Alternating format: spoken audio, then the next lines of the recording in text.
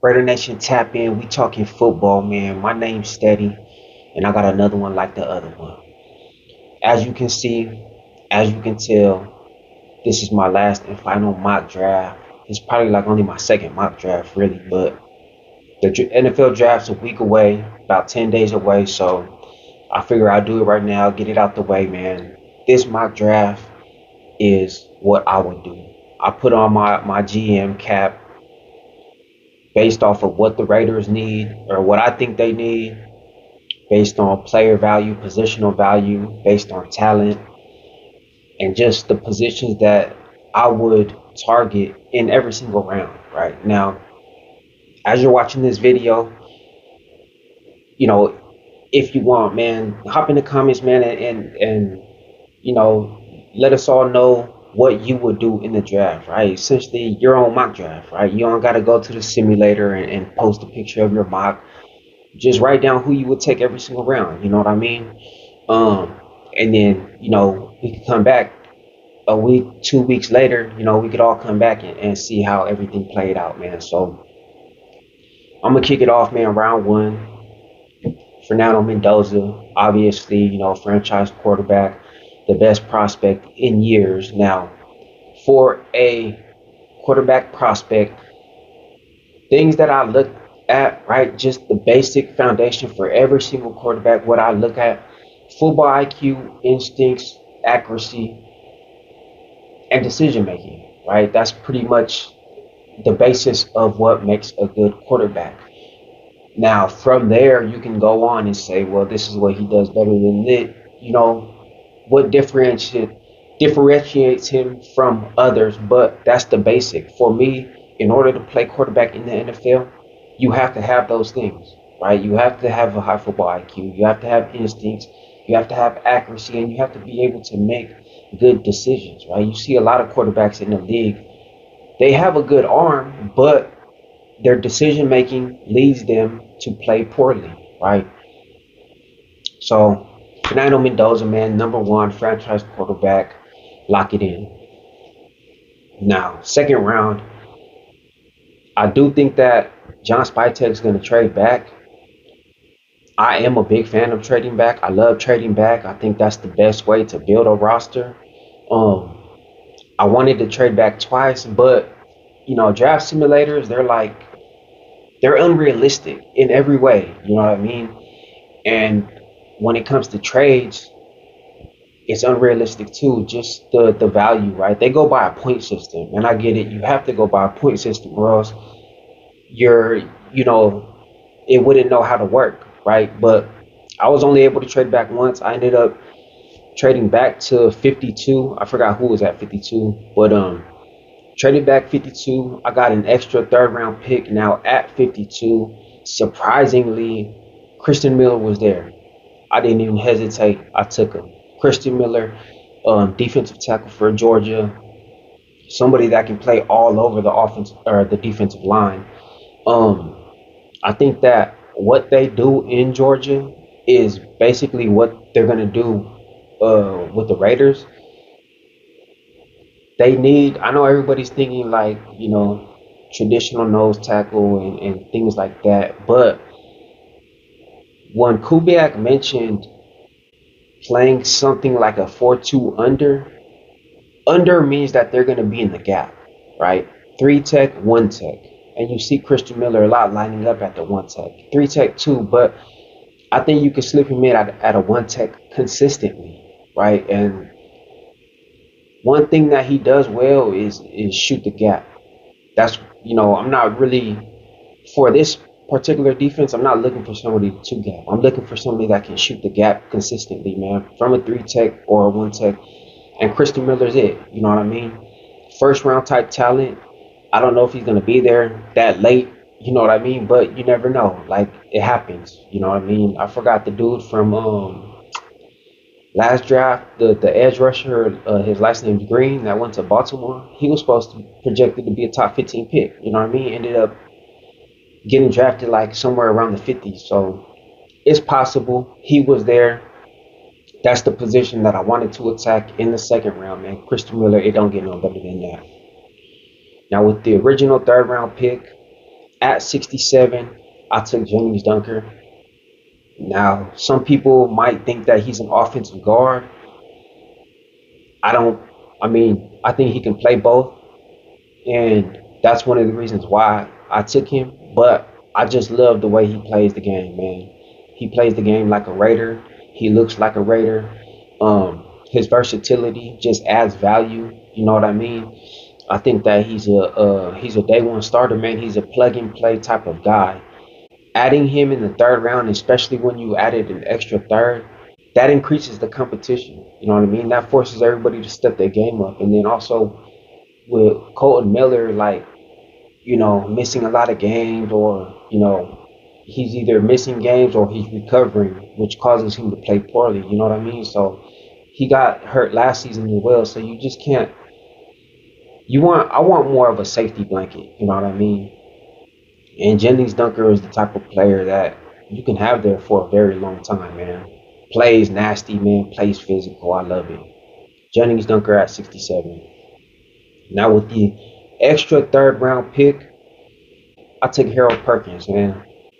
With the original third, I wouldn't take a linebacker, but since it's an extra pick, Harold Perkins is somebody that you just can't pass up, man. And I wasn't willing to risk waiting until the fourth round to maybe not get him. You know what I mean? Like I said, this is how I would draft, right? And I'm not going to take that risk, man. Harold Perkins is somebody that can start right away. Now, I know you got linebackers, but the thing with him is that he can play weak side, right? He can play strong side.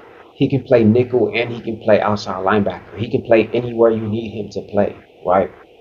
He can rush the passer. He can stop the run. He can drop back in coverage, right? He can guard a running back coming out the backfield. He can guard a tight end. He can guard a slot receiver. He can do all that, man. Harold Perkins was a projected first round pick going into the 2025 season. Now that he's projected to be a late third, early fourth, that's crazy, bro. Like that's crazy value, man. And accumulating that extra pick, man, I had to take him, man. Harold Perkins at 84. Lock it in, bro. Now moving on to day 3, fourth round. Everybody knows it ain't no secret, man. The Raiders need a free safety. One of the best free safeties in this draft class is Michael Taft out of Texas. Taft, I believe, is a day 2 prospect, but positional value comes into play. Now, I remember last year, there was 2 top free safeties in the 2025 draft, right? Starks and Watts. Starks out of Georgia, Watts out of Notre Dame. They were pretty much neck and neck as far as talent goes, right? Very, very talented, right? Closer together than they are separate, right? Starks went in the first, Watts went in the fourth, right? Now that tells you how the positional value of free safety is viewed.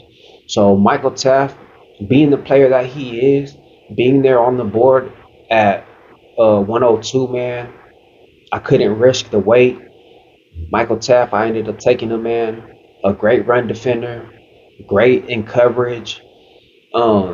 Comes from a big school, man, so he's battle tested, and seems like a good kid. I don't know him personally, but it just seems like he checks all the boxes. Now, when it comes from a football standpoint, without a doubt, he checks all the boxes, man. Feels a need for sure. Fourth round, man, it don't get no better. Michael Taft, 102. Now, at 117, I wanted to take a corner. I was going back and forth between Dalen Everett and somebody else. I ended up taking Everett out of Georgia. When I watch him play, he's good in man.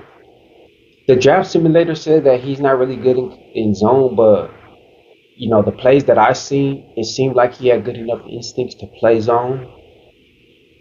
But like with me, when it comes to corners, if you can play man coverage, then you can play zone, right? Like man coverage is, zone coverage is basically man in a certain area, right? Just a specific area. Whoever comes in that area, then you play man coverage, right? Now, there are instances where you have 2 people in the same zone area, but a smart defensive back will know that the ball goes to the receiver at the top of the route, right? Now, there's only one situation where two receivers will be in the same area at the top of the route, and that's at a stop route. Now, other than that, so both of those guys won't be staying in that zone, right? So you could just be patient, differentiate, know who's leaving, who's staying, and then attack, right? But if you know how to play man, if you're good at man coverage, then I guarantee you, if you have a good coach, they can coach you up to be good at zone, man. It's man coverage is the foundation for a defensive back in, just in coverage in general. So Dalen Everett, man, great tackler too, man. He doesn't shy away from contact. In the fourth round, I believe there's huge upside, and I believe that he could start day one over Darian Porter, man. So Dalen Everett, man, 117. That's what I took. Now for the last pick in the fourth round, 134. I ended up taking Kalen Black, man, running back out of Indiana. Now, the Raiders haven't gotten a running back in free agency yet. I don't think it's going to happen at this point. I do not think that they should take a running back in the first, in day two. Now, as far as day three goes, as far as the draft simulator goes, there were running backs that were ranked higher, but I believe that Black is the perfect fit for what we need, for what the Raiders need at this point, right? A complementary piece, right? And then if you watch the pro day, you can see like, bro, the routes that he was running out of the backfield were so clean, bro. Like, it's like, what Kubiak did with JSN in 2025. Like, you don't even need a receiver to do that. Like, you could have him do it. Like this, it was crazy. His route running so clean, bro. Like, and then he runs hard, man. He runs strong. He has good vision, which in zone, the zone run scheme, it's all about vision, right? You got to read the defense. You got to read your leverage and then attack, man. And he does just that. So, 134 in the fourth round, a player like Kellen Black, you can't go wrong, man. Lock it in. Now, in the fifth round, at 175, man, this is where it kind of gets tricky, right? Because you need depth, but for me, fifth rounders could be starters. You know what I mean? Like, you see it all the time. Like, people fall due to whatever reason it is. Like, I remember when they took Eichenberg, I'm yelling at the screen like, bro, you got Trotter right there, bro. You got I think it was Jeremiah Trotter, Jeremiah Trotter. You got all of these different guys that are like plug and play pretty much.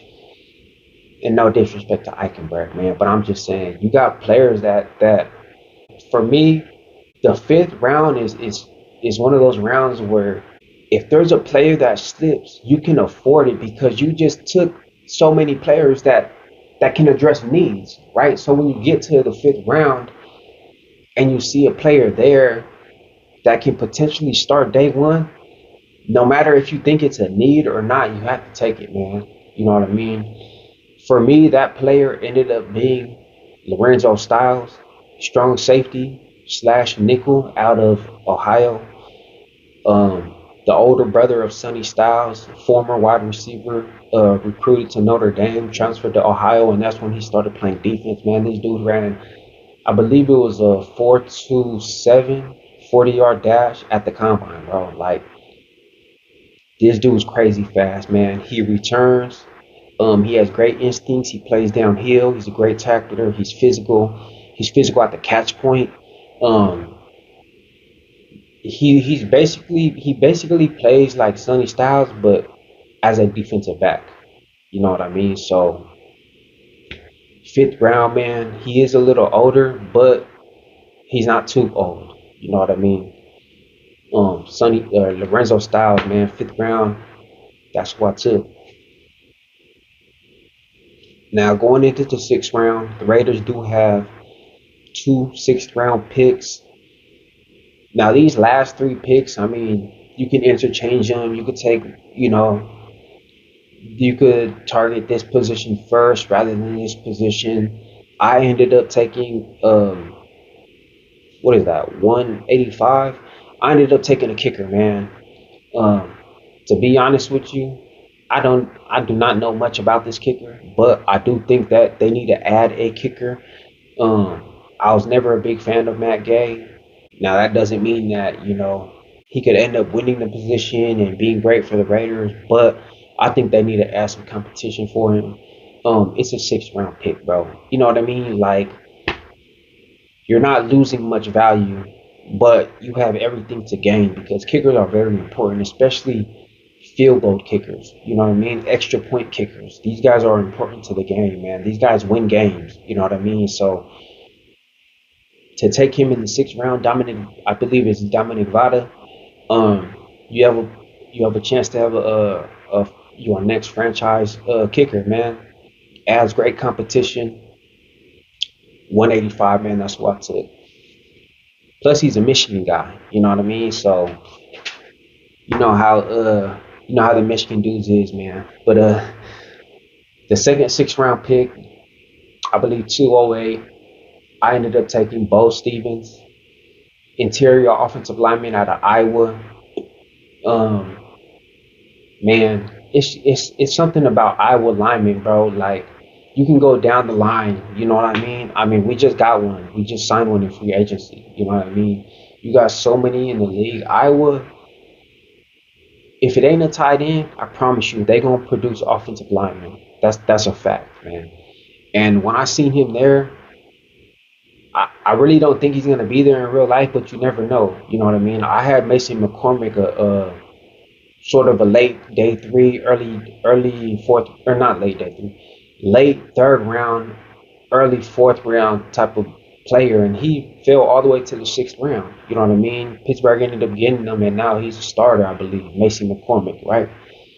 Bo Stevens could be the same way. You know what I mean? He was there when I was picking in the 6th round, man, and I couldn't let him go. I already drafted his teammate to specific play offensive tackle, but just to have these guys, man, they can interchange, man. Center, offensive guard, um, great value, man. Bo Stevens, 208. That's who I took. Now for the last and final pick, I ended up taking a receiver, right?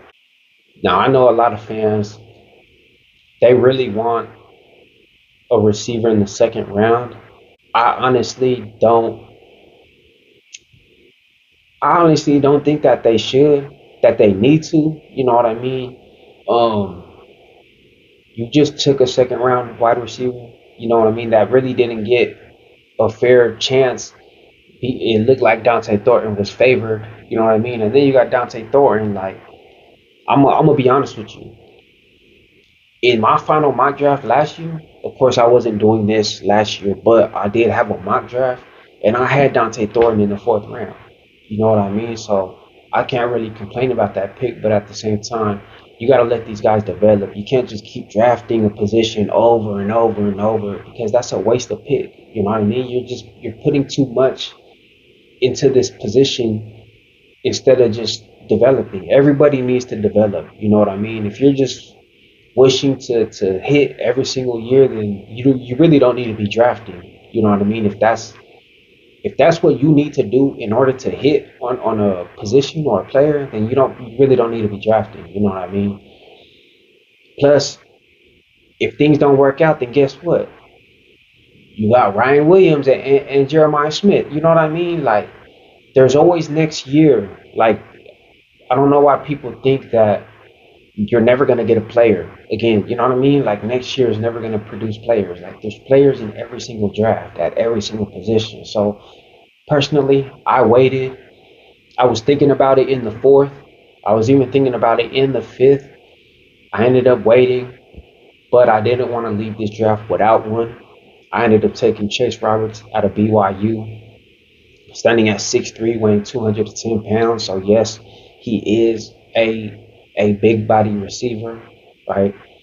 I believe Dante Thornton is 6'5", barely 200, right? So this dude's 6'3", weighing 210. When I put on the tape, he's actually very similar to Ted Hurst. You know, from what I've seen, just the way that they run routes, the way that they win, he high points the ball, right? He uses his body. Um, it seems like he has great hands. I think that he could be a steal in the later rounds. I do have a day 3 grade on him, but it's more of like a 5th round grade. You know what I mean? So to be able to get him in the 7th round, man, I thought that was great value. It adds a different dynamic to the wide receiver room, right? You do have Dante Thornton, but he's like bigger. Dante Thornton is kind of lanky. You know what I mean? So add some size, add some strength, right? Different dynamic, man. Add some competition too. So that was my mock, man. Went into the draft with 10 picks, man. Came out of the draft with 11 players. I really like this mock, man. I think that the players and also the positions, man, they add great value. They boost the roster. They add competition, man. They add to the team just in general. Like I feel like with this mock draft, it makes the team way better, man. You got day one starters that they might not play every single play due to the other players that we have on the roster, but they can get reps in right away, right? And they won't be bad. You know what I mean? They'll still be able to play good because they're very talented players, man. But I hope you were able to write down some of the players that you wanted in this draft for every round. Um, I am excited to see who you guys choose, man, and what do you think that the Raiders should go and what way they should go, man.